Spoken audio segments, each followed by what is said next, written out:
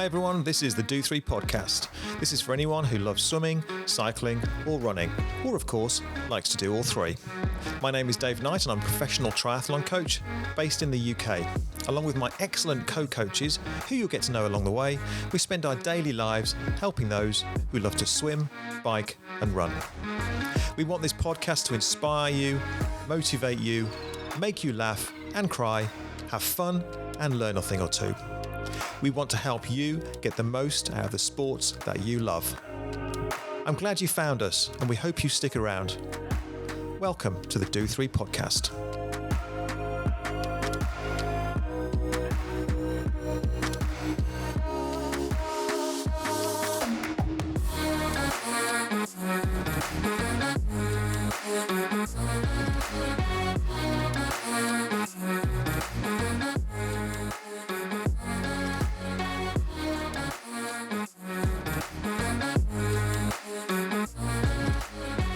I never know how to start a podcast, Eloise.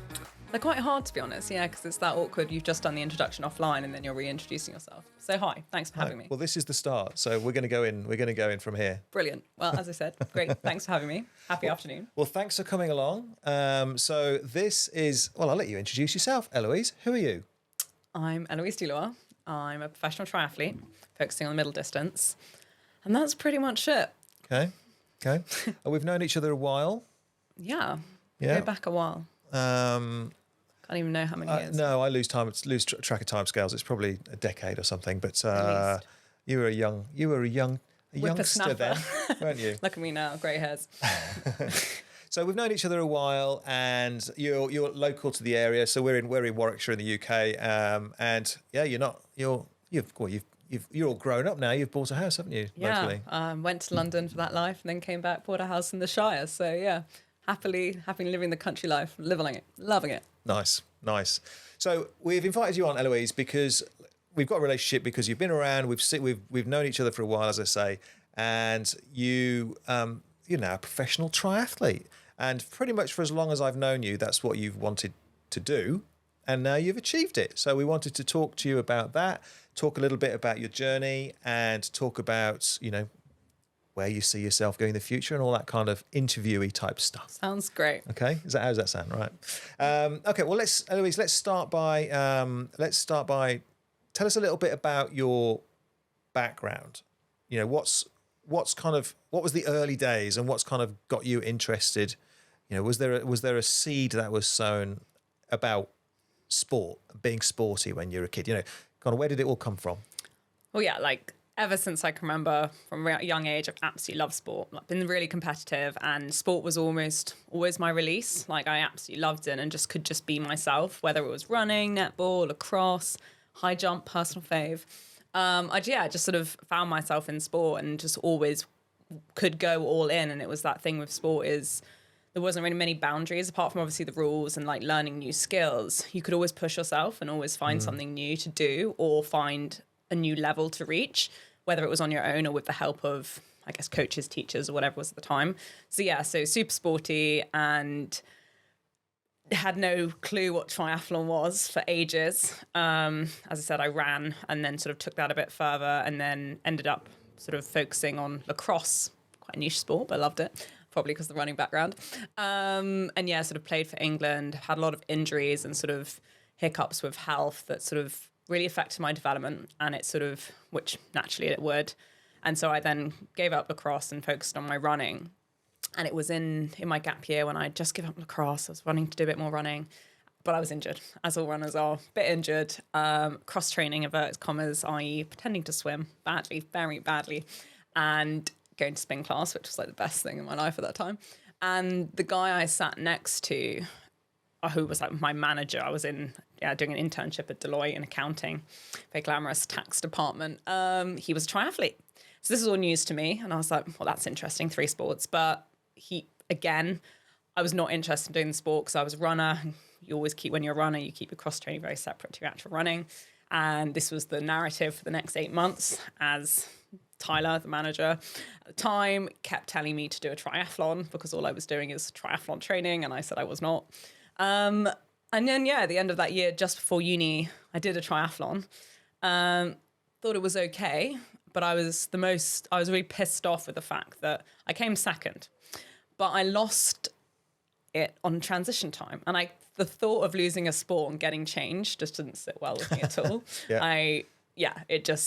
I was like, I've got to do another one because. So you would have won if it wasn't for my transition. The time you lost in the sport time was fast. Right. Even with my hopeless swimming, my sports time was faster. Well, there's a lesson there to be learned by everybody. Free time in transit, and I was livid that you could lose a sport or come second for getting changed. So I thought I'll go to uni, pretend I'm a triathlete, also join the running club, and just see where it goes. And to be honest, I got on well with the tri club, and it went from there really. So that's to get a sporting background for you. So you said that you played for England lacrosse, and so you obviously have some sporting ability that's kind of has taken you to a decent. Well, you must have. Well, yeah, you must have done. You didn't consider staying with lacrosse. It was something that you were just kind of passing through at that particular time, or. I absolutely loved lacrosse, and I loved the skill element of really being able to like learn a skill whilst also pushing your your physical boundaries as well. Yeah. However, I missed a lot of playtime. At that time in my life, I was suffering from an eating disorder, and so a lot of the time I wasn't allowed to play sport. I wasn't allowed to compete. And once I sort of come, all through that, even though part of, the illness and part of the recovery was all to get back to playing lacrosse and to being a good athlete, but it was sort of, I had to come to the realization that I was never going to be on the first list. I was always going to be on the bench, and they might put me on in the last quarter or something. Right, and that's for someone who's really competitive, and for someone who, the reality is I knew I could have been so much better, but when you miss the amount of game time and play that I did, my responsibility, I take full responsibility for it. You're never going to be as good as the top girls. They are incredible athletes, and some of them are still playing for England. I couldn't compare to that, and shouldn't think I could. So I decided that it'd be better to close that chapter. And it was a really hard decision. And as I said, that's when I went over to running, but then I wouldn't have taken up triathlon. But it's just a reality of, where I was at, and also, of being realistic. So you mentioned your eating disorder. Are you okay to talk about that? If we kind of come back to that, because obviously it's something that I'd like to talk about, but it's not something that we can just breeze over. I think we need to kind of. I'd like to speak to you in a little bit more detail about that. But okay, so what was the triathlon that you did that you first won? It was something. It was in. I can't remember where it was. You don't remember it? The South. No, I do. The Southall. The Southall Triathlon. Okay. Pool sprint. Yeah, it's still around, I think, isn't it? Pretty classic. Sure it's still, yeah. 400-meter swim in the pool, 20k bike, I think, and 5k run. And how old were you there? 2012. So I would have been. How old am I now? So 10 years ago, 19. Right, long time ago. Literally exactly 10 years ago. Okay, yeah. And where did the journey go from there then? So you did that, and you were a bit peed off that you'd come second. So then I went full into the tri training, joined the swim club at uni as well, and I was a hopeless swimmer. They gave me 4 weeks until I quit. I never quit. So then they thought they better help me, and they actually became some really close friends, probably through the pain of watching me drown every time. What was the uni? Warwick Uni. Okay. It's very close to home. Yeah, okay. Swimming. And then 2013 was my first, age group year. I entered my first Olympic triathlon, which the thought of having to run 10K after a 40K bike completely blew my mind. But it went quite well. It was the national champs, and I happened to win it, quite literally. And it did help that the lead swim pack all got disqualified because they didn't do the full swim. So 3 people in front of me all got disqualified, and I won. Right. I was like, that's always useful. Yeah, it helped, but it was awesome. And then I did some age group duathlon that year. I went to the Europeans and then won gold in the Worlds in Ottawa, which was really cool. Obviously swimming not involved. And then the year after that, I did the Europeans triathlon and won the gold there. And it was sort of that I wanted to see how far I could go with it. And yes, the age group scene is very different to the professional scene, but it's also that inkling of, if I'm doing this off the training I'm doing and the hours I'm doing, what could I do to take the next level? And then I did a few middle distance races, which still to this day are probably the best 2 races I've ever done over the middle distance. Obviously, I've improved I think I've improved since then. But in terms of putting together a performance and actually performing on the day with it at the level you're at, those 2, the first races were the best. So that was 2014 and early 2015. And then from there, it wasn't as much of a fairy tale. It sort of all went downhill quite literally as soon as I decided I'm going full-time post-uni. Worst probably mistake to this day that I regret doing at that time. It all went downhill. I was still probably quite naive, you'd say, and didn't really get what being a professional athlete is and what it actually takes to perform and also be mentally sound, that you can cope with that, I think. Okay, so you went through the age group scene, and you won the World Duathlon and the World Triathlon. European, okay. And then the World Triathlon? European Triathlon. European Triathlon. European Triathlon, okay. That was standard distance, was it? Yeah. Okay, all right. So you definitely wanted to, you could see some potential there and you're having a good time. Yeah, I thought it was easy. So tell me what happened next then. You say that it wasn't kind of as easy as you thought it was going to be. Professional sport, we all think it's going to be easy. Just keep going. If you find linear progression, the reality of linear progression. I got some massive injuries. So in 2015, when I left uni, it would have been just before the Luxembourg race I did. Was only second 70.3. I came 7th overall. And technically I would have got my pro license with the new criteria then. But I sort of took it, sort of didn't. But I, at that point, changed to a professional coach. And I sort of say professional in inverted commas. Mm-hmm. The guy who actually I was sitting next to at Deloitte had been coaching me till then. He was like, I really want to help you. And he'd done a fantastic job. And I think I should have stayed with him for a bit longer just to keep it relaxed and keep it and not put professional so big in capital letters in my head. So when I changed coaches, I wasn't really ready for the amount of training load that was needed. Physically as well, my body was still, I guess, recovering from the damage of the eating disorder. And I hadn't quite worked out what you need to perform. I thought you could just perform, but actually to perform, you need basic health to be fine. You need basic strength to be fine. And you need to have a really good understanding of the sport.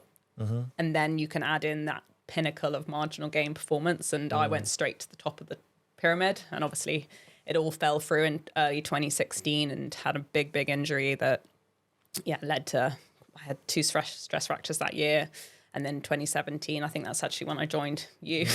It was all about rebuilding, both mentally and physically, because I guess when it comes easily, you're also not that mentally robust to cope with pretty much falling down flat on your face again, and rethinking everything, and rethinking if I wanted to do this sport, and rethinking how am I going to go about changing not only my attitudes towards certain things, but also if I'm going to perform again, what needs to give and what needs to be learned.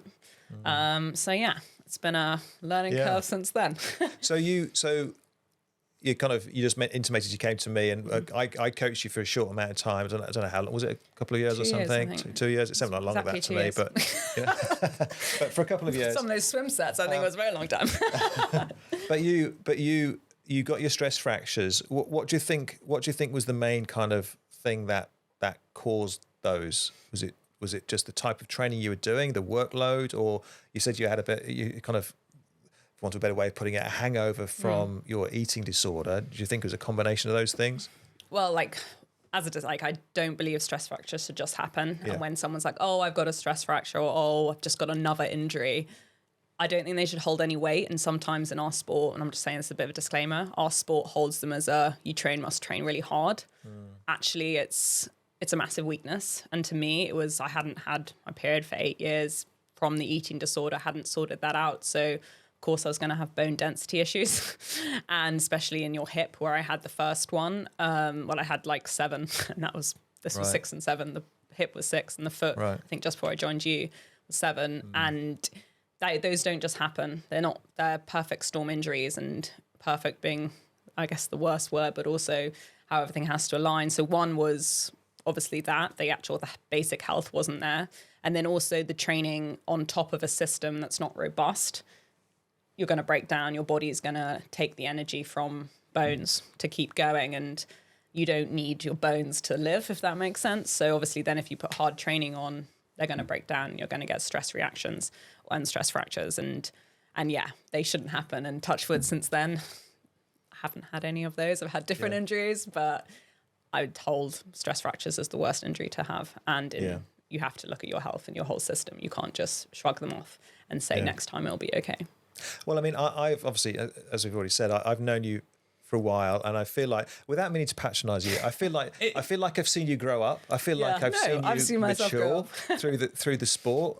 And you're quite right. There is so much more to it than just training hard, isn't there? And also being a hero. Like, everyone thinks they're a hero, right? But actually, sometimes it's okay not to be the hero and okay to stop. And I think I've grown up. Yeah, I have, and learnt that. And I'm a completely different athlete in person, I think, and hope. And so I'm glad you'd say that.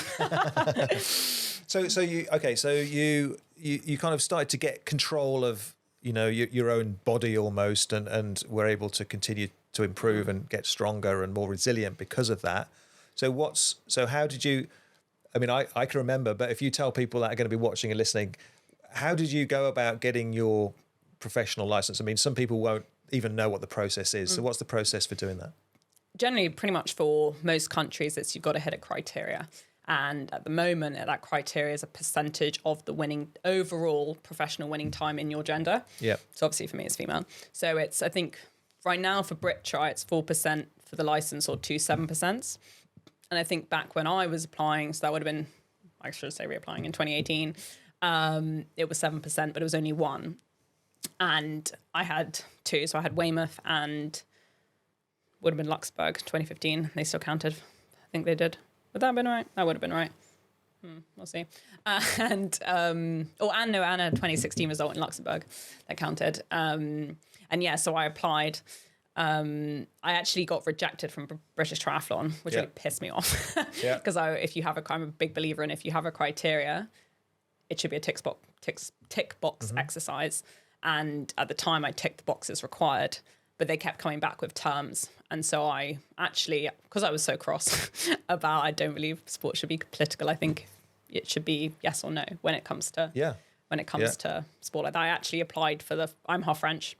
My dad lives in France, and I actually applied for the French Federation saying, look, these are my results. They had exactly the same criteria as the British Triathlon on their website. And I said, look, this is my situation. I am half French, but I live in the UK, blah, blah, blah, blah. Could I race for you? Is that even on the cards? And they 100% said, yeah, of course you can race for us. All you have to do is sign up for the federation. And I was like, well, that's how easy it should be if you hit the criteria. So yeah, I've raced for France ever since. And they've been very supportive of my triathlon career. So why would I not race for them? Would you, well, I probably know what you're going to say to this, but if British Triathlon were to approach you and say, Eloise, we'd like you to race for Great Britain. That's not live. They're not going to. Would you consider that? They did tag me in a post pre the World Champs this year, saying good luck, and then they quickly deleted it. Oh, did they? Oh dear. Okay. Well, I am British, but I also see myself as French. I'm both, and I'm... The clue's in the name, I guess. Yeah, exactly. And especially for our sport, I actually spoken to my English family about it, because they're quite anti the French, which is bizarre. I think it's more for political reasons, i.e. English politics versus French politics. Is you don't race for your country in our distance, is 70.3 to Ironman, is you very much race for your sponsors and your brand.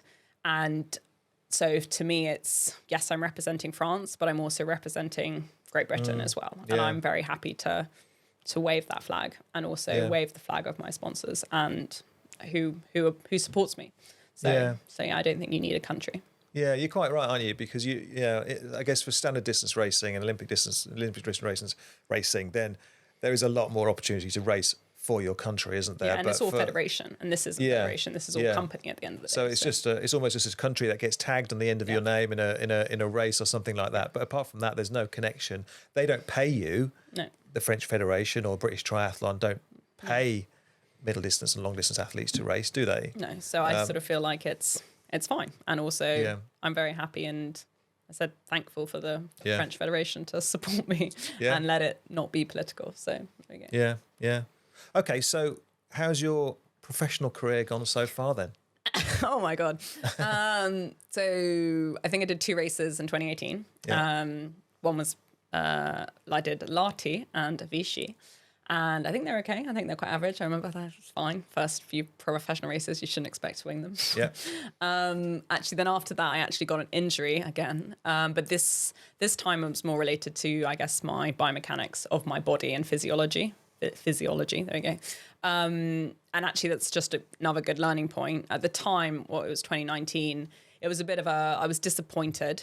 Again, mentally, I hadn't been, I guess, ready to... You go from graduating with first class honours in age group to being an average pro, and it hurts. Yeah. But it's all part of it. And I wasn't mentally ready for that. I was just disappointed. And then with another injury, I was like, what else am I supposed to do? Like, I've tried everything, like really sort of, why me? And actually, she took a bit of time away from the sport. I think that's where I decided I needed a break. And I said to you, I needed a break. And I just had a really good think about if I actually wanted to do this and if I could do this all again, especially as this hip injury was like hanging around. And I was like, why? And then I actually decided I did want to try. I thought, it's the first time ever you are healthy. Yes, you've got a bit of an injury. You'd be dumb not to give it 100%. Before the terms were different, but you've now you've had a taste of what you want. You've given yourself like the baseline again. You'd be dumb not just to go all in and really try and rebuild yourself. I didn't know the hip injury was going to take 3 years to get back racing, but we did it. And so in 2021, I got back racing. I did 2 races last year. This year, I did 4, which was a massive PB in terms of, I think I've only ever done 2 and been injured after them. So I thought 4 was hit the jackpot. Yeah. And they've just been, I've had some shockers, real shockers, but it's all been moving forward, especially in between. And I actually laughed with now I've left Mark, who I joined in early 2019 and recently just left. I said to him, I was like, 1, it's a miracle that we got here. And 2, I used to wing it in racing and not have it in training. It's nice to finally have it in training and be trying to chase it in racing versus the other way around. And yes, okay, I do think there's so much more to come in my racing, but I'd much rather be in the position I'm at and being consistent and going out for a run and not fearing it or wondering if this is my last race than not. So yeah, I'm really pleased I went all in. There was a lot of, I guess, stuff in the middle and a lot of great people that supported me, like my physio and everyone that in between. But yeah, we'll see. Fingers crossed, touch wood. So do you feel like, the way you explain it almost feels like what's happened, the journey that you've been on. You're 29 now, aren't you? Yeah. Which is no age for a middle distance athlete, is it? You're at the start. I feel old. Do you feel like you're at the start?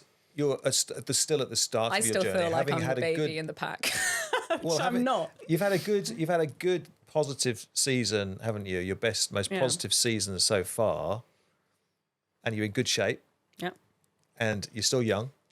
I hope so. So this is like the start of your journey, isn't it? If this is the start of your professional journey proper, as it were. So do you feel like you can kind of push on and... I feel like the luckiest girl in the world. Like I've been, had 3 chances at this, quite literally, and failed at all of them. And then suddenly you're given, this is probably my 3rd chance. Yeah, like I'm in the best position I could ever want to be in for me. And yes, okay, we still have things we need to iron out. And yes, okay, I'm sure there's a lot of work to be done. And I know that. But I'm really excited about it. And I haven't been excited about the future for a really long time. That's good. Yeah. And it slightly terrifies me because I'm like, don't get complacent, do your exercises, do what you need to do. But yeah, like... But you're living the dream though, aren't you? I am. I'm so happy to as well. I mean, people would give anything to be able to be a professional full-time athlete. Yeah, and it's taken me a long time to realise that and let myself live that as well. Yeah. And realise this is what young Eloise begged for. So Yeah.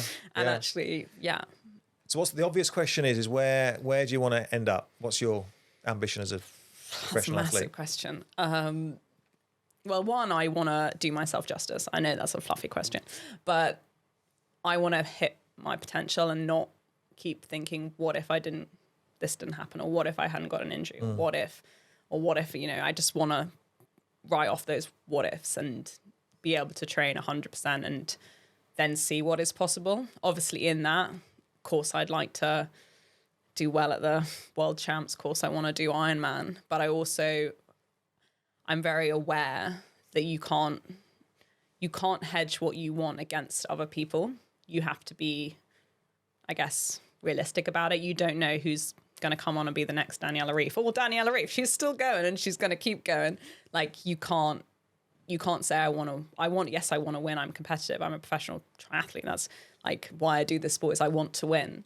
But I don't want to hedge my goals and my results on that, because you cannot control the other people and you cannot control the talent that is out there and you don't know is coming, if that makes sense. So yeah, I want to get some good results. Don't know what they are, but I want to just reach my potential, whatever that is, and know that's what it is, and know that I tried, and whatever that looks like, time will tell. But I don't want to be disappointed anymore. So yeah. We'll see. You're kind of taking one each year at a time. Yeah, 100%. Okay. And like even each race. Yeah. Okay. Yeah. Okay. So that brings me neatly on to, I always like asking people about money. Because, I'm interested, and obviously we have spoken about this before, but again, for people that are listening or watching, there's being a professional athlete in terms of you do it, that's your job, and there's being a professional athlete is in terms of that's all you do and it generates enough money to survive on.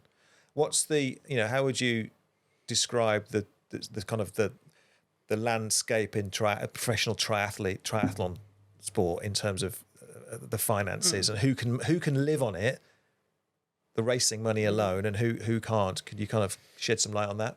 It is very hard. There is now more money in triathlon. Now there's big races like Professional Triathlete Organisation races, a PTO, and the Ironman are now putting up a bit more money, and other races. But it's one of those double-edged swords, is until you get good results which pay well, because obviously the higher you up, you get more money, you actually don't get big sponsorship money either. Yeah. So it's sort of exponential for the good ones, and then there's not much left over for everyone else to fight over. And yeah, that's part of the sport. It's not an F1 sport. There's not millions of pounds in triathlon, and it's not, if you're top 20 or top even 100 in the world, you're probably not making the best living, but there's a chance to do quite well if you can get yourself in a situation that, whether it's sponsors or whoever, or doing a bit of work on the side, the visibility to live. And obviously my aim is to get to a point where everything pays for itself. But you've got to be, like everything, mature about it, and also know money's not finite. So you have to, one, either perform or be realistic. Yeah. But I guess that's the same in most sports, isn't it? A kind of elite track sprinting, for example, there's a few supported athletes, but the rest of them are having to pay their own way to get to the point where they're good enough to it's hard to get and on also maybe working part-time or whatever these athletes are doing might be killing their potential to be able to make it as such. So it's a hard situation to be in. But it's you have to try and make it work. So what are you doing at the moment then? Are you doing additional work? Not really. I worked pretty much until this year part-time. I did 20 hours a week work, 10 to 20 hours a week. About 20 hours a week, and so that paid the way as such, and that was it was a good salary. I worked in marketing. I worked in marketing for 5 years, but I recently, a bit like, I guess, coming to this point is, I know that if I don't change something, it's going to be the same next year. Okay. And like I pretty much just said, I don't want to settle, and also I want to try and see what is possible, and especially, as I said, I feel so lucky to be in this situation, given my past and given what I put my body through. I'd be so dumb not to try. And I had saved a bit from the 4 years working in the city, pretty much, in marketing, saved some money. And with always with the reason that I was going to go full time. And probably the economist in me was like, save money. Yeah. So I had saved some money. And this year I was like, I've saved it all. And what am I waiting for? Like, do I need to wait for the perfect result to then go full time? It was actually my boyfriend said, look, the thing is, you have to do it, or you're going to have saved all this money, nothing's going to change, and then you're going to just go back to work. And I was like, okay, fine. And it's not a lot of money, but it's enough to pretty much, I've given myself 2 years to make it. So I do, I think like 3 hours a week of contract work at the moment, pretty much just for fun because I quite enjoy it. But at the moment, it's looking for financial sponsors. It's looking for anyone that's willing to invest. It's like a startup. It's hard, and no one really sees the point. Or they're like, "But why you?" I'm like, "Oh, great, here we go." But it's all part of the business side, and I love business. So I said I'm an economist at heart. I'm sort of trying to make it work, and I guess the accounting background comes in. But I am very aware that it's not finite, and I need to make it work. So you're going all in then, is what we're saying. Pretty much. You're because it's now or never. Yeah. At 29 as well. So like. Yeah. Well, I wish you the best for Thanks. it. We'll see. You're in a perfect opportunity now. You're giving yourself the time. You're in you're at a good launch point to kind of push onto that next level, aren't you? So. So what's the kind of do you have any sponsors? Do you have any people supporting you at the moment? I have some great product sponsors, which obviously all helps. It's sort of part of the, I guess, it helps, and it's all part of the expenditure.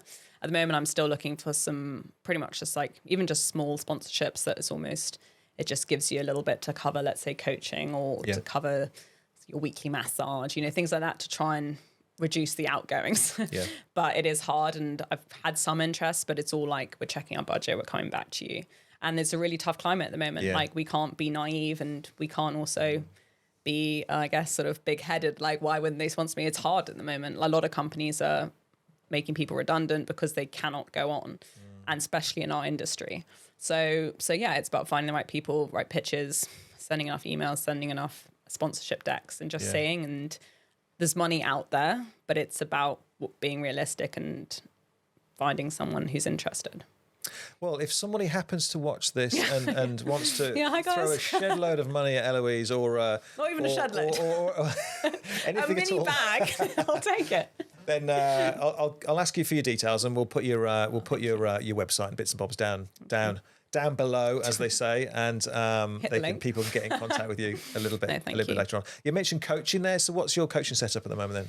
So I recently just moved coach. As I said, Mark coached me before, and I've moved to a coach called Patrick Marseille.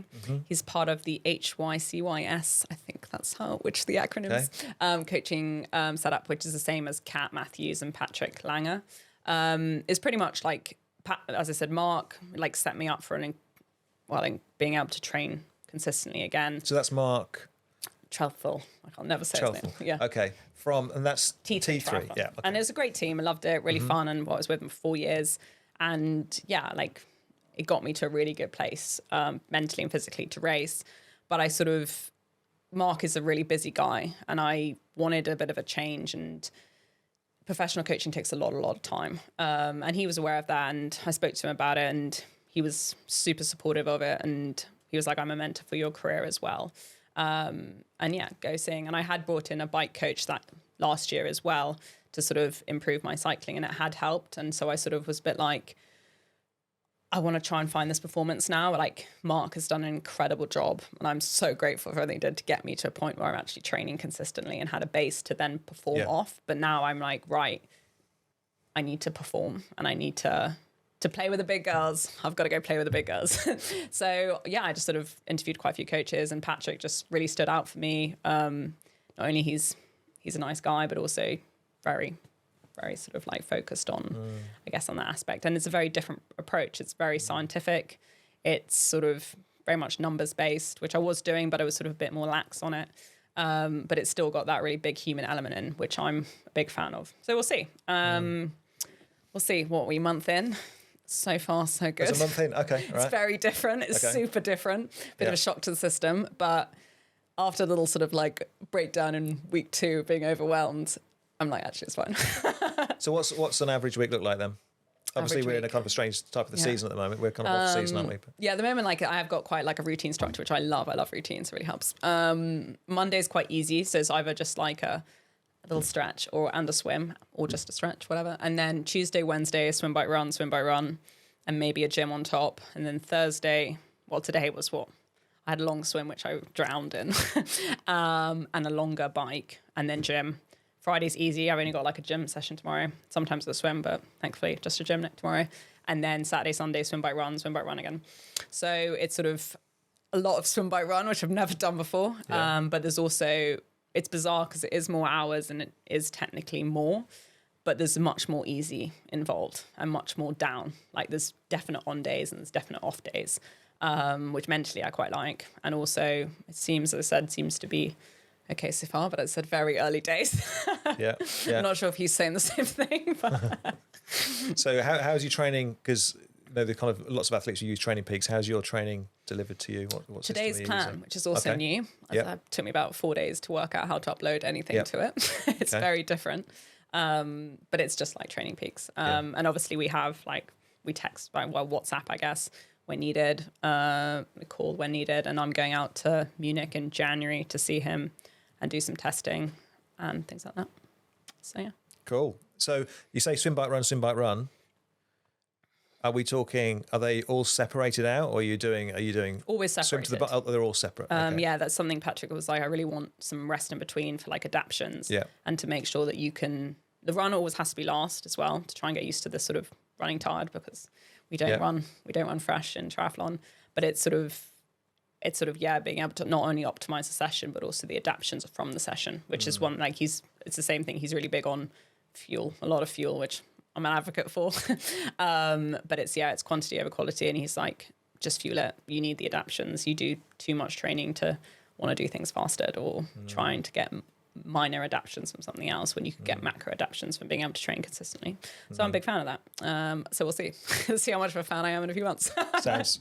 We'll have to get you back in in a few months and see. What's your kind of have you got any races planned for next season yet, or? I've got one just because it looks a really cool race in Austria, end of May. It's non-branded actually, but it's got PTA points in Appelfelland Triathlon. Looks fun. It looks cool. Where's that? Southern Austria. Okay. It looks cool. But I haven't got any plans. I need to, I sort of pretty much going with the flow at the moment and seeing. Okay. Pretty much when Patrick says I'm fit, we go racing. I think that's how it works. Okay. Well, I don't know if I'm supposed to build my season. We'll see. But yeah, like I said, I just want to get through this off season and really focus on every day and then see where we come out at the end and then work it out from there. Sounds good. So can we talk about, obviously you touched on it a few times so far, the kind of the eating issues, eating disorders that you've had historically. Do you want to kind of summarize as much as you can summarize something in like a nutshell? Do you want to kind of talk about that and start kind of what were the early signs and what were the kind of the early days of going through that? Yeah. In a nutshell, essentially it was all driven from, I'm a stubborn perfectionist, competitive, probably the worst personality traits needed. And then also being sort of always wanting to be better, and it's sort of like that, all linked into you never feel good enough. You always want to be better. But yeah, it was at school and it was all linked to sport. Like I was, I guess, running, and it's that you're very aware when you're younger, and especially when I was growing up in the media, that thinner equals faster. And I'd sort of heard a few comments that said, don't even know if they were to me, but like aware that in my little running group, like weight was a thing and image was a thing, especially going to an all-girls school as well. And so I naively did my own research, never Google it. And lost a bit of weight, started going a bit faster, thought it's working. And obviously didn't read the small print that it doesn't work all the time. And also works point until you completely break or mentally completely gone. And yeah, sadly, it sort of spiraled to the point where I couldn't rationalize it anymore. So not only did I start getting a few injuries, I had my first stress fracture. It was only like a year in, and I just thought it was because I wasn't strong enough. And for me, that was not thin enough. God, wake up and smell the coffee, girl. How old are you at this point, though? This was 14. Yeah, so you're pretty young, aren't you? And yeah, you're naive. You don't ask the professionals. You don't ask. Well, 14-year-olds know everything, don't they, already? Yeah, and like, and you're scared to ask for help as well, or like, it's just something you just don't talk about, your insecurities. You don't talk about it, and I didn't talk about it, or think it was an issue, because I was right. And then obviously as soon as you start resetting your belief patterns, if you believe something, you are right. And so everything everyone was telling me well, they were wrong. I was right. And obviously it then gets to a point where it's pretty dangerous, and it's not even a sort of a naive mistake. It's actually a full-blown mental illness. And sadly I got hospitalized for 5 months. Didn't really help at all. Did put the weight back on, which is a good thing. And then I was sort of left to my own devices again, until a point where I think I'd hit my head against the wall enough times to then actually think I wanted to try recovery. What had been 4 years of injuries, not playing sport, trying to play the whole NHS system, hospital, just pretty shit. Well, it's shit, not for me because it was my fault, but like what I'd gone through. And then I still didn't really want to recover because I still thought I was fine. And also, why would I want to be normal? Or why would I want to eat what the other people were eating? Because I was fine, I was right. And why did I want to put on weight? But I got to a point where I'd pretty much been backed into a corner, not only through life, but also through what I couldn't do, that I decided I wanted to try recovery. Best decision I ever made. Literally the best decision I ever made. And obviously it wasn't like, you don't just, when you decide to recover, of course, you don't, after 4 or 5 years of literally believing everything which is wrong, to try and challenge those beliefs and fears, like legitimate fears that would reduce you to tears and just hysterics. You then had to break that down and obviously face those fears. You can't just be like, oh, I'm not scared of it anymore, or oh, I'll be fine. You actually have to go through it, and you have to jump every single day. But I had this incredible guy that took none of my shit, literally took none of it. And he fought harder than I fought. So someone who's stubborn and always won, suddenly I wasn't winning. He really helped. And it took quite a few years, and then it took years to iron out not only the hangovers and the physical side, but also the insecurities, the coping mechanism that you think weight is your coping mechanism, or food is your coping mechanism. Actually, it's not. It's a long process, but I do believe I'm fully recovered. It won't affect my sport. Again, if anything, what I've been through, I hope has put me in a better position to give this the third chance a full go and rationally be able to take on all this advice from, I guess, my new setup, the people who I look up to. I always find the right professional to listen to, and I can rationally decide yes or no versus irrationally basing something on fear or a belief, which I believe is a better starting point. Do you think it's still part of you? The characteristics will always be there. I'm still stubborn, I'm still a perfectionist, and I'm still competitive, but I've learned to manage them and curb them. And I'm still quite extreme. I'm an extreme person. I do an extreme sport. But I've learned to really cope with them and curb them. And I think if you met me now, you wouldn't think that's what I'd gone through, or you probably even wouldn't think I'm stubborn, a perfectionist, or competitive. You'd probably think I was very relaxed, which I am. But I also, it's a sort of compensation. But I'm cool and I'm okay with it, so that's good. I mean, having been around the sport for a long time now, it's, especially as a coach, you do see similarities in people and the type of personalities that get attracted to the sport. And it is particularly people who are successful or super driven in the sport, they have that type of addictive, compulsive, really driven personalities, don't they? And that's the same with all top level sports, because you can't get to the top unless you've got that. But there's a very fine line between managing it healthily and stabbing yourself in the foot and being self-destructive. And I think we all go through stages of getting it wrong, but it's how wrong you get it or how far you let yourself fall before you realize that didn't work, and being okay with not being proud and admitting it didn't work and coming back. I still make terrible mistakes, but I now will admit it and turn around and come back. See, I always think that, personalities like that if you've got an addictive personality, then that almost has to go somewhere, and sometimes it can go towards a positive thing like healthy training and healthy kind of being consistent with your training, and sometimes it could go to a negative a negative thing, like whether it be gambling or some kind of alcohol addiction, or there's going to be some kind of thing that kind of personality is going to latch onto, and I think some people are fortunate to find the healthy option, some people not so. I mean I've always been like that. I mean I used to gamble when I was a kid. I was quite young, fruit machines, but I've always had this kind of real addictive. If I'm going to do something, you're going to do it. Yeah, and you're going to do it to death. As well. And it's and I see that in athletes all the time. And I so is it? Would you say that? What would you say about the kind of the amount of eating disorders within the sport? Do you see much of it?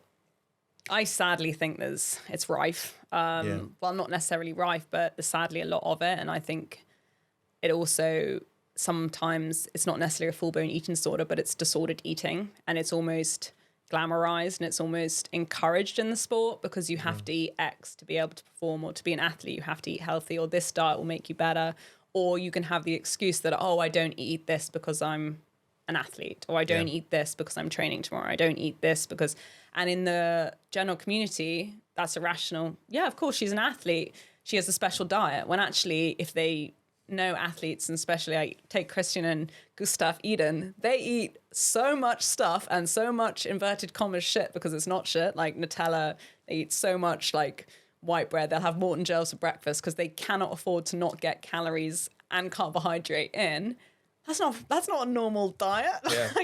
But it's to the general public, she only's eating a salad because she's a healthy athlete.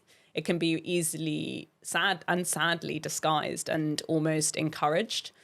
And also a lot of, I think, sadly, and I used to be in the cases, you don't actually believe how much these people are eating and how much these athletes that are training consistently and healthily do to eat, because no one really talks about it. Or they're like, I just had that, but you didn't see them eat that snack on the way to something. You didn't see them whilst they were training eating X amount of calories in their bottles. You didn't see them, you only saw them have a bowl for lunch, whatever it is, but they actually had something just before that. They had a snack just before they got on the bike. Then they had X amount of calories, X, Y, Z. Like it all adds up, but you just take it for what it is. And I sadly think a lot of people get injured and don't quite meet that potential because of it. And I wish I'd known sooner and also believed it when people said, this is what they take on the bike. I was like, no, you don't need all that.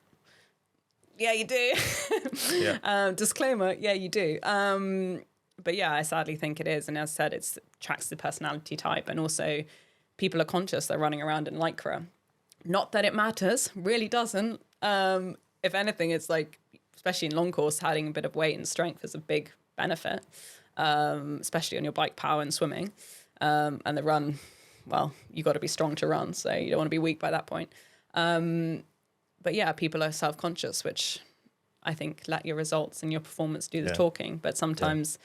And it's sad, and even commentators, and even this year, and it makes me so cross and upset to hear them commenting on body types or commenting on a way someone looks or someone runs. It doesn't matter if they're winning. It doesn't matter if they're doing well. Like, why do we still have to revert to this? We should actually be commenting on how much they're taking on or how much they're doing. What are they doing in training, or how strong this athlete is? Of course he's winning. Not, or she is a interesting size, or shouldn't she be doing rugby, or shouldn't he be doing rugby? No, he's a triathlete. And I think that's a cultural thing, sadly. But maybe over time it'll leave. It's okay. So if you were to put you on the spot here. Oh God, here we go. So if you were to give some advice to a young athlete and they wanted to get the most out of themselves, and they were thinking about their body composition, maybe they were thinking they're a little bit heavier than they should have been. Is there any advice that you would give to a person like that at this point, in terms of, a young athlete? Be careful I'd say train and eat. Just keep being consistent. Don't do anything about your weight. Don't change your nutrition. Fuel your training. Fuel your recovery. Eat normally. Eat enough, and just keep training, because they're more likely to succeed by being consistent for 5 years of training than trying to chase it when you're 16 and you win a national cross-country thing that no one cares about, and then you disappear. So stay healthy, focus on your own training, focus on you. Body size, especially at that age, doesn't matter. You'll change shapes. I've changed 10,000 shapes, even the last year. Just train and eat and enjoy it. Make sure to always keep the fun, especially at that age. There's no point trying to be too serious because it's a long old way and it's hard. Yeah. No, it's quite easy for people to become so intense and take it so seriously early on, isn't it? Yeah, and it's like anything. You want to do a job that you love. And yes, okay, I feel like I'm doing my hobby, which is how any good job should do. And that's why I still do 3 hours a week of my digital marketing, because I really enjoy it and like being creative. But if you kill it, what's the point? Go work in the city. Like, what is the point if you don't? Yes, okay, you're going to have days which are horrible. Like today's swim, I generally nearly got out about 4,000 times. It was awful. But you have days sitting in an office where the emails just keep coming in. It's awful. But then the lows and the highs in training and sport are so much higher than an average day in an office or an average day working from home. And that's what I always refer it to and compare it to, that even today's bad swim, which, as I said, nearly cried, nearly got out, was worst thing in the world, was better than a good day at inverted commas work. So yeah, I'm going to keep going. Yeah. No, keep good. enjoying it. Yeah.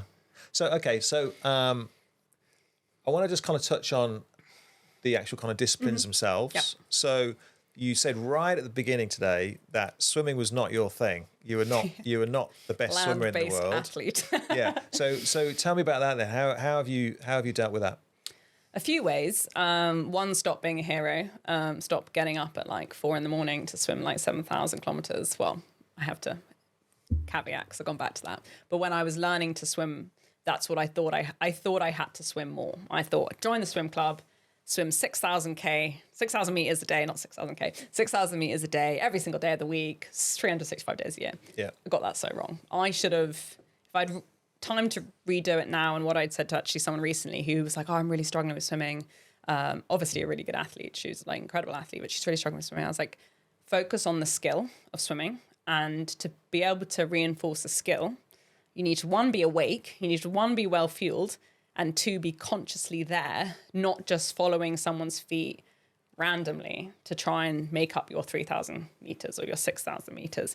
Be really conscious. And yes, okay, you still need the fitness. So yes, go to squad twice a week, once a week, but do a dedicated session where you're 100% present and you have a clear idea of what you're doing. To get to that point, I would always say do video analysis so you actually know what you're doing. Because swimming, I think I look like Michael Phelps. And then I look at the videos, I'm like, no, you don't. Yeah. But you have to have that outside feedback to come back. And then that's when you have to do your really like aware, inverted commas, swimming. And actually the last few years was COVID that broke up the cycle of, one, I worked in London when I was at Swift, and it was 5 a.m. alarm every day, went swimming, went straight to work. I was getting much better at swimming, don't get me wrong. Like, my swimming was pretty okay. You actually helped me a lot with my swimming. And it was now somewhat competitive. I'm never going to be fast at the water. But then it was since COVID that actually, firstly, I took a lot of time off swimming, which bizarrely was a big benefit to me because it broke down the muscle that I think that I had built from day one of swimming badly, incorrectly. Okay. Mm-hmm. So I then I didn't have the muscle to do the bad habit patterns. Which is what I think anyway, especially as I changed shape after COVID in swimming. So I think that's what happened. So I lost the muscle mass, which was actually useless. And I was just tiring out for no reason. And also it made sure that when I came back to it, the good technique that I enforced from, I guess, the overlap of being bad and then actually working on my technique, whether it was you or whether it was before that, started almost taking over, that I could then start building these new muscle patterns. And also swimming with COVID times, I had to always swim in the middle of the day to book the right slot. So I was then awake, highly caffeinated. Every neurological transmitter was working. So I could then embed this new technique. And I'm a big fan for pretty much, until this year, until recently. Didn't do many early morning swims because of that. Because every single time I wanted to swim, I wanted to have every single neuron and muscle firing to really embed better technique. And this year has been competitively the best swimming I've ever had in race day. That's good. I've actually been able to race the swim versus being like, hang on and see what happens, and be tactful, which is good. Yes, I've had some shockers, but I've had some good ones. And And so that was a big turning point for me. Recently, I've gone back to early morning with Patrick because of just how we're going to have to fit in the days. I can't swim at 11 a.m. to fit everything in. But we have recently negotiated because I said, this is one thing I'm really conscious about. And skill is motor neurons. It's not fitness. I don't need to swim 7K to be better at skill. I need to actually do something better to be better at it. We're going to go back to doing 1 or 2 sessions in the middle of the day just to make sure that feels still there. I'm swimming better, but I want to try and minimize the shockers. Almost like a technique kind of session. And it might even be an endurance set, but it's the fact that I'll be more conscious there than at 5 in the morning or 7 in the morning when I'm not consciously there, however much I want to do, because I'm not going to wake up at 4 to be awake for 3 hours before my swim. It's just impractical and I need sleep to recover. But no, that was my biggest takeaway for swimming is, yes, I know it sucks to do the technique, but do it and invest early and be okay with sucking because you'll be much faster on race day if you do. Well, as you know, we do a lot of swim coaching and a lot of swim analysis, video analysis, that kind of thing. And I think people are constantly surprised at how much they get out of it, even without the bit where we get them back in the water to work on whatever it is that we've found.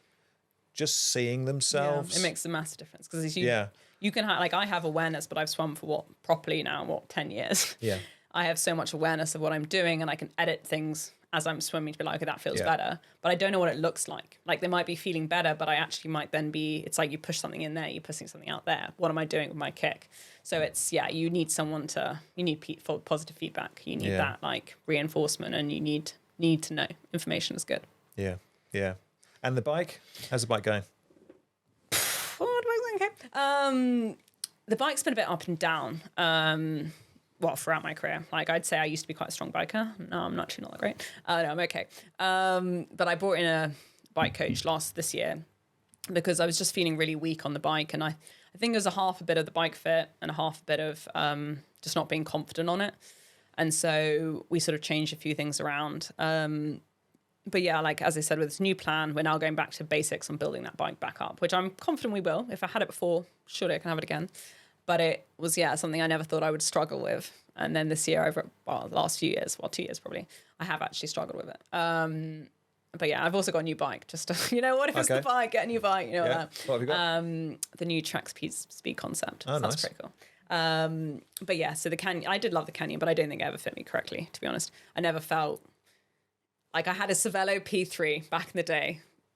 I know what it feels like to ride that bike well, and I had some of the best numbers on that bike. I couldn't find that feel on my bike before the Canyon. On the Canyon, I always felt like I was sitting on top of it, not riding it.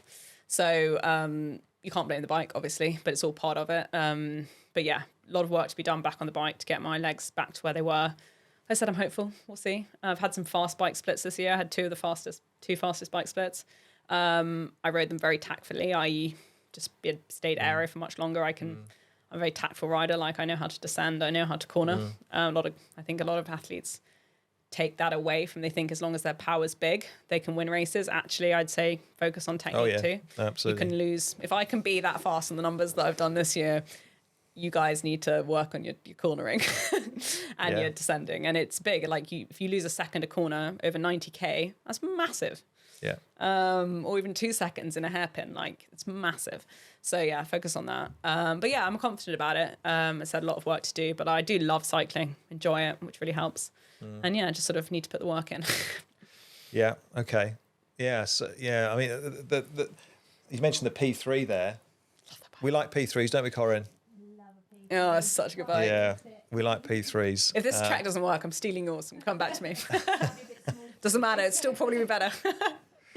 Yeah, there's some there. Yeah. So I, just from my experience in terms of bike riding, I see athletes, it's quite frequent where we've got strong, fit athletes who are like rockets in a straight line, but any curves, any technical kind of courses or anything like that, it's always going to be they'll beat in a Zwift race. Skill.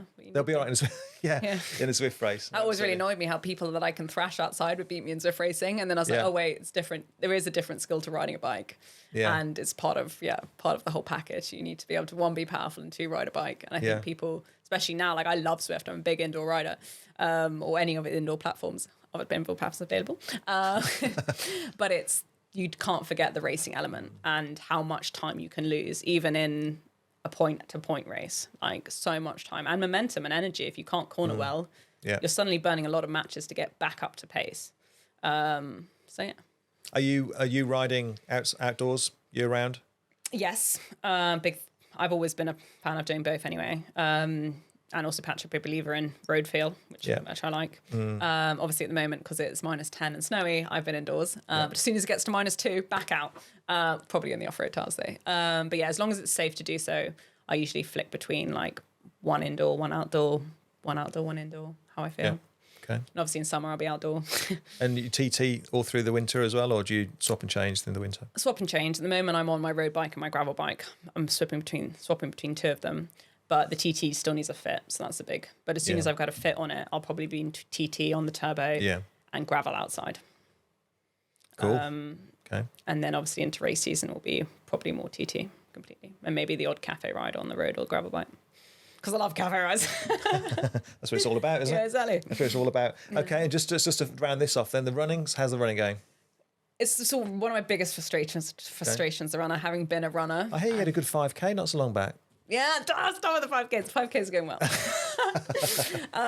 Having been a runner and also never really struggled running off a bike, well, the shorter distance, let's caveat that, shorter distance. Yeah. And my first two 70.3s pretty much around the same times as running at the moment. Whatever training I do, I've been stuck at this 90 minutes and I can run a 17-minute 5K. Everyone has told me recently I should be running faster. I know. And even the few I interviewed, 7 coaches. And I said, these are my frustrations. And they were like, oh yeah, every single one was like, oh yeah, you should run faster than that. I'm like, thank you. Hopefully we have the solutions. So it's a massive frustration. But there's hope. There's hope, I hope, held up in it. But it's that thing is, when you can do it in training, and yes, I don't run much. Like, I'm never going to be a really high volume athlete. As I said, I've struggled with injuries in the past, and like for me, being consistent is the most important with running. And the last few years I've been very inconsistent. Again, another massive frustration that it's not working. But it's also like a few things need to change, and like a lot will come from the bike. And if my bike has been getting weaker, you're getting more tired, and therefore the paces that you can easily hold, you actually don't realize the accumulation on your body and your whole muscle system and your fatigue system. So then when you're coming off trying to hold your form, my run form, possibly struggling. But I've had some inklings. To be honest, St. George was a shocker of a race. Biked, cafe ride, froze to death. Swam pretty badly, but my run was actually okay for the year and the course. It was very hilly and around the same time as I always do, so it was great. So I was closer to the people that usually run even faster. But it's a work in progress, and I know it's there, and I know we can get there, but I again need to do the work, and hopefully Patrick has the solutions. Why I heart him? We'll see. But there's things you need to work on. Main thing for me is staying injury free and being able to run. I'd much rather run 90 minutes than not run at all. So I'll take it with a pinch of salt. But yeah, it's a frustration. I think a few people I've spoken to, especially a few runners who aren't running inverted commas as fast as they should, they say they've been struggling too. And I think it is like locked up in the bike, because if you can beat someone on a flat, i.e. without the swim and bike, but then they beat you on the run, what's the two things that have come in at swim and bike? So work out where it is. And for me, I think it probably is the bike, because the swim is so short. But we'll see. But I'm hopeful. And again, I'd much rather be running than not. But it's a big frustration because I can do a fast 5K, or fast-ish for me 5K. Yeah, good. Well, I mean, what are you thinking about some of the times that Gustav's racing, for example? They're kind of incredible. Nuts. It's great. It's so cool. It's really cool. I think it's so good for the sport. And just raising the bar, it's that 4-minute mile syndrome, isn't it? Until someone does it, it's not possible. And then someone does it, they all run suddenly 2:30s. Everyone runs 2:30s. Like what Patrick did it like a few weeks after. It's suddenly possible. And it just elevates everyone else. So it's really cool. So we'll see. Good. Okay. Not that I'm going to do a 2:36. Never say never. You've already said you're only at the start of your journey now. Well, give me 6 years. You never know. You never know. Oh, we'll see. Okay, so I think we're pretty much there, Eloise. I think we've covered most things. Corinne, I'm going to shout over to you and put you on the spot now. Is there anything you want us to ask Eloise? Oh, I don't know. Best cake ride around here. Oh, straight back to the cake. I'll give you my best cafes for the Warwickshire ride. So we'll start with the Shed, because that's where I usually meet you guys. The Shed is great. Coffee, cakes are good. Pastries lacking. Okay. More, I'd put up with the pastries. More bakery in Chipping Camden, Stratford. Okay.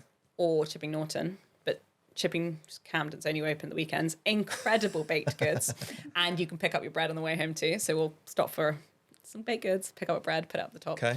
And then I'd say probably actually the Kyneton Cottage Bakery, as long as you're there before 2 on it's only open 1 day a week or something. Very good cookies. But you have to be there before 2 on Thursday. We talked about the sponsorship and the kind of the goods that you get from, are you on the books? Sadly not. That's probably where I should go first. Yeah, it's probably where I should head. They will recognise my face. All right. Okay. Well, we'll have to tag them in and make sure you've given them. I've tagged them in. They're getting free sponsorship. Okay. Okay. They're probably like, why would we pay? Why would we give her free goods when she does it? Who's this random Eloise keeps on tagging us every 5 seconds for trying to get free? She's gone to all these baked goods places. That's me. Represent. But no, yeah, they would be my top 3. All right. Good. Anything else? No. Was that your one question? The cake ride. To be honest, it's the most important question. If the listeners have got this far, that's the most valuable question. All right. Eloise, thank you very much for your time. Thank you so much. I will actually put this recording out this time. I'm free next week if you want to do another one. Yeah, we did record this. Not the same thing. No, this is actually really different. This is very different. This is very different. Quite a while back, but yeah, we will actually put it out this time. Well, thank so you. I do apologise. If you don't worry. As I said, you still owe me a cookie. So okay, all right. That was in the back to terms. cake again. Look at that. All right, we've gone full circle. Eloise, thank you very much, Thanks, thanks for taking the time to come in and see us, and good luck with your journey. Fingers It's a bit crossed. cliche, Watch this that, space, isn't it? But you know what I mean. So you've got your own YouTube channel. Yeah, YouTube in. And if people want to kind of watch you, find out a little bit more about you, how do they do that? So YouTube is Eloise du Luart. Easy spelling. I'm sure it'll be in the notes below. And then Instagram and Twitter is just at Eloise du Luart. Okay. So yeah, great. Follow if you guys want to. Okay. All right. Well, thank you very much. No, thank you so much. All right. Take care.